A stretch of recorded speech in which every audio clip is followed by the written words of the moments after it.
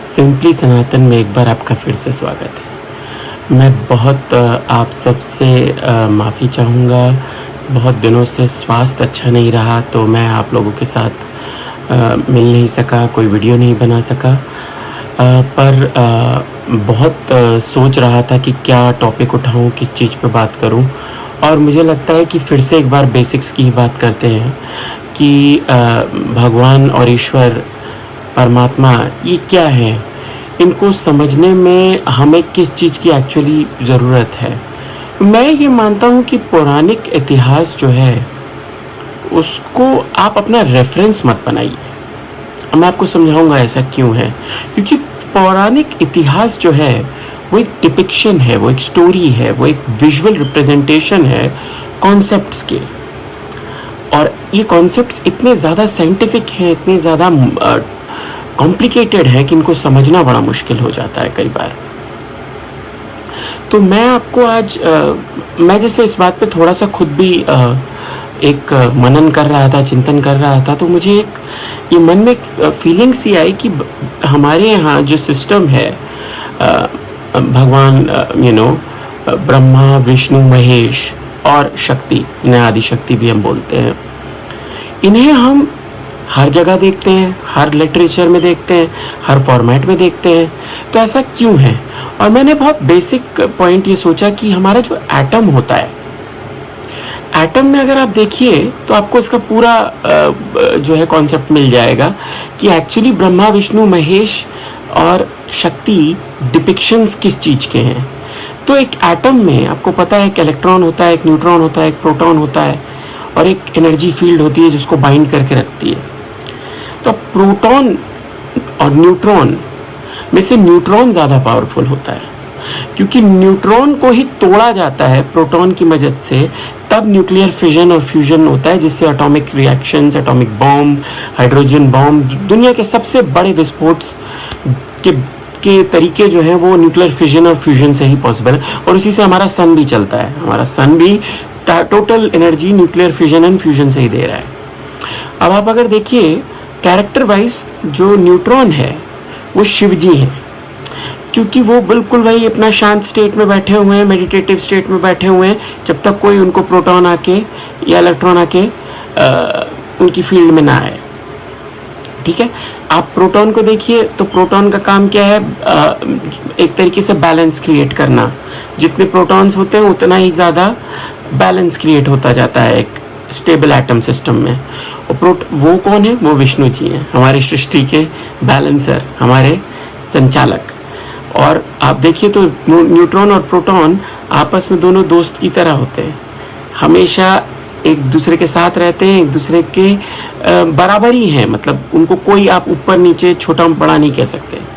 अब हम देख लेते हैं फिर तीसरी चीज़ जो है हमारी इलेक्ट्रॉन जो घूम रही है, वो हमारे ब्रह्मा जी हैं।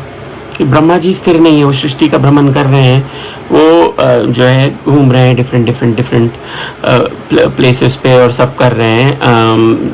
तो वो आपका एक जो और क्रिएटिविटी का जो पार्ट है, जो क्रिएशन का पार्ट है। तो सेल में अगर इलेक्ट्रॉन ना हो तो सेल नहीं, एटम में अगर इलेक्ट्रॉन ना हो तो उसे एटम नहीं बोल सकते। तो बेसिक तत्व जो है वो इलेक्ट्रॉन से ही उसमें चार्जेस क्रिएट होते हैं, तो उसमें एक तरीके से लाइफ आती है। पॉजिटिव, नेगेटिव, हर किस्म की लाइफ जो है वो इलेक्ट्रॉन ज़्यादा कम ज़्यादा होने से ही होती है ना।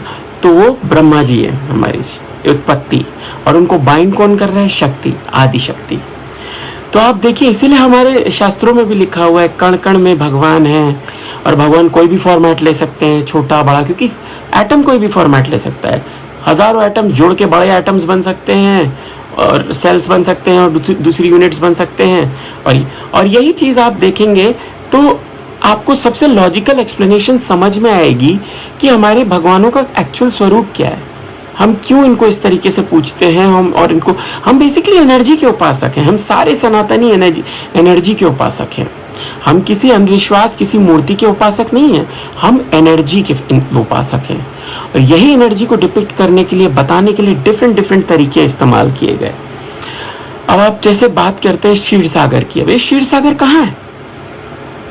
इसका उदाहरण भी आपको देता हूँ आज।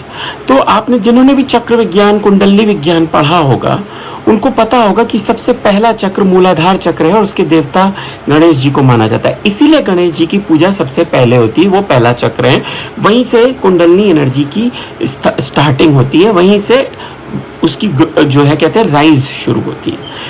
तो उसके बाद जो सेकंड चक्र आता है वो आता है स्वादिष्ठान चक्र। अब वहां पे ब्रह्मा जी हैं, ठीक है। और तीसरा जो चक्र आता है वो नाभि चक्र है, वहां पे विष्णु जी हैं। ये लिखा हुआ है, आप इसको पढ़ सकते हैं, ये कई विज्ञानों में मिलेगा आपको, ठीक है। कि ऐसे चक्रों को सबके देवी देवता भी डिसाइडेड है, उनके कलर्स, उनकी साउंड्स भी डिसाइडेड है कि इनसे उनको इनिशिएट किया जा सकता है। और चक्र विज्ञान कोई यूनिक साइंस नहीं है, ये हमारे अंदर, सबके अंदर होती है, ये बाय बर्थ होती है। इसको इनिशिएट करना पड़ता है, इसका तरीका होता है।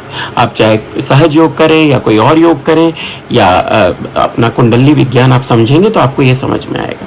तो पॉइंट पे मैं जो बात कहना चाह रहा था कि जो नाभि चक्र है और जो स्वादिष्ठान चक्र है, ये दोनों एक्चुअली एक दूसरे के नीचे, ऊपर नीचे नहीं आते, थोड़ा सा एंगल पे आते हैं।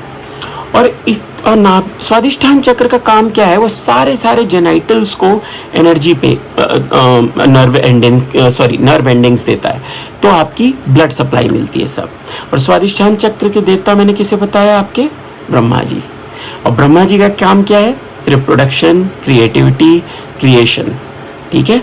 तो वही जेनाइटल्स को जब आपके जो है सारी ब्लड सप्लाई जा रही है, वेन्स जा रही हैं, सारा ब्लड सिस्टम चल रहा है, तो वहाँ से ही एक तरीके से सिंबॉलिक डिपिक्शन ये हो गया कि ब्रह्मा जी रिप्रोडक्शन के देवता।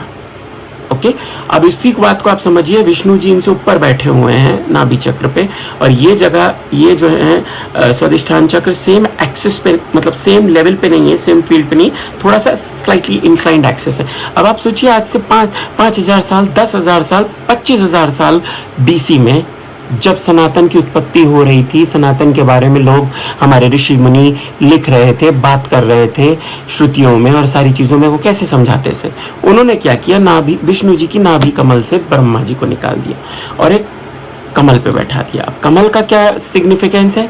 कमल हमारा सहस्त्रार चक्र है, जो हमारा टॉप, जो लोग कहते हैं कि जिनका भी सहस्त्रार खुल जाता है उन्हें डिविनिटी मिल जाती है, उन्हें डिवाइन कनेक्शन मिल जाता है। तो इसीलिए हमारे शास्त्रों में आप देखिए, सारे ज़्यादातर देवी देवता कमल पे बैठे हुए हैं, कमल पे उनका सिंहासन है, क्योंकि उनको दिखाया गया कि वो सहस्त्रार से ऊपर बैठे हुए हैं। अच्छा, यही बात अब आप ध्यान से देखिए तो कुंडलिनी एनर्जी को सर्पेंट एनर्जी बोला गया है, द स्नेक एनर्जी। और यही चीज़ आप देखिए तो कॉइल्ड रूप में एक सांप भगवान शिव के गले में है और एक भगवान शेषनाग के रूप में भगवान विष्णु के रूप पे है। वो कुछ और नहीं है, उनकी कुंडलिनी एनर्जी है। तो मैं आपको सिर्फ यही सिंपल सी बात समझा रहा हूँ कि सनातन को सिर्फ और सिर्फ पुराणों की कहानियों से समझने की कोशिश करेंगे तो कंफ्यूज होंगे, क्योंकि कई जगह आपको साइंस के फंडे थोड़े से टूटते से दिखेंगे, आपको समझ में नहीं आएगा। इसके भी रीजंस हैं और इनको मैं कवर कर रहा हूँ अगले वीडियो में, जहाँ मैं हनुमान जी के बारे में बताऊँगा और हनुमान जी कैसे उड़ लेते थे, उनको मारुत का क्या रोल है इसमें। और एक बहुत इंपॉर्टेंट चीज़ हम और शेयर करेंगे, सिंपली सनातन में मेरे फ्रेंड है रुशिल, उन्होंने ढूंढा है कि आज से 10 मिलियन ईयर्स अगो जो है एक हाथी था जिसकी 4 टस्क और 5 टस्क तक होती थी, उसकी एक स्पेशल स्पीसीज थी, उसके बारे में हम आपको बताएंगे, जो कि ऐरावत हाथी से मिलता था। सोचिए 10 मिलियन ईयर्स अगो। सनातन के बारे में ये चर्चाएं हम करते रहेंगे, बट आपको क्या समझना है, इम्पॉर्टेंट बात, सनातन साइंस है, सनातन और सनातनीज एनर्जी की और इस साइंस की पूजा करते हैं। हम लोग अंधविश्वासी नहीं हैं, हम मूर्ति पूजन नहीं करते हैं।